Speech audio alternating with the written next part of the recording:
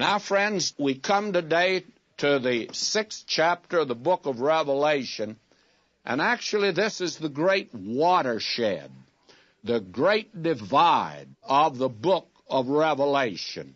Here is a division that, let me say, is all important. I know traveling on old Highway 66 across northern New Mexico, you go through Albuquerque and Gallup, New Mexico, and Winslow, and then up to Flagstaff. Now, between Flagstaff and Winslow, there's a place called the Great Divide, or the Continental Divide, is the way I think they label it.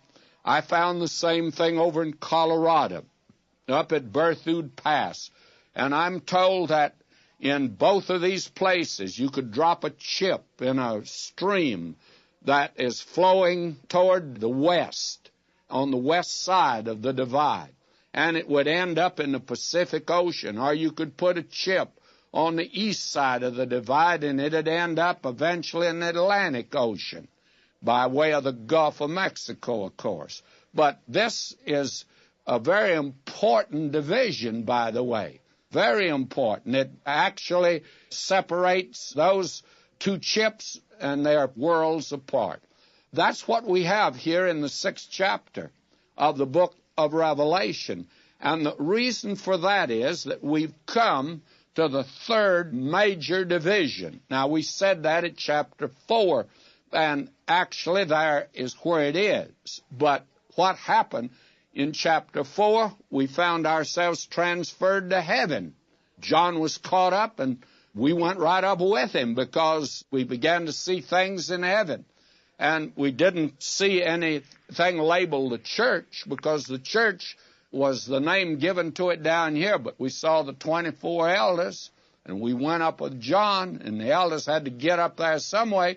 They were caught up, and they represent the church. And the church we find now in heaven. And it's no longer mentioned from here on in the book of Revelation on the earth at all. Oh, there's an invitation at the end that comes from the church, but that refers back to this day in which we live. But you have here an orderly process in the book of Revelation. And we need to follow Peter's rule for prophecy, that no prophecy of the Scriptures of any private interpretation. That is, you don't interpret it by itself. It must be looked at as a system and a program, and it must fit in with the others.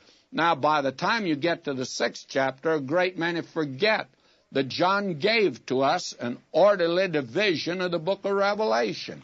He said back in Revelation 1:19, write the things. This is what he was told to do, the things which thou hast seen.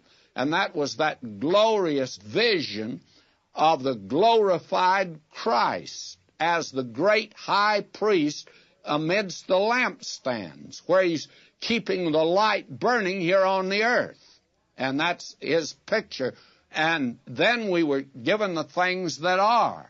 And we had 7 churches, which represent the total earthly experience of the church, from the day of Pentecost to the Parousia, from the upper room to the upper air, that this is the total history of the church on earth. Then he was told, and the things which shall be hereafter, metatauta. So we ended the earthly career of the church at the end of chapter 3. And then we were told, metatauta, after these things. And believe me, he mentioned it twice there. He couldn't get away from it. He did that for the benefit of those who hold a historic viewpoint of Revelation, the amillennialists today. He says, after this, metatauta, and he would show the things which must be hereafter. And that's metatauta. That's chapter 4, verse 1 of Revelation. So, beginning there, it was new. But the 2 chapters we had, 4 and 5, we were in heaven. We were there with John. And the first thing we saw was a throne. And the Lord Jesus is there. And he is the Lion of the tribe of Judah, who's sitting at God's right hand waiting till his enemies are made his footstool. down here. Then in chapter 5, he's the Lamb. And we see the emphasis upon his first coming, that he's the Lamb. But the Lamb is the one, because he's the Redeemer, that was able to take the book, which is the title deeds of this earth. And did you know that he's the only one that's able to judge this earth? And he's the only one that's able to judge it, not only because of who he is, he's God manifest in the flesh, but by what he's done. He created this earth, and that gives him a right. And he's worshipped in chapter 4 as the Creator.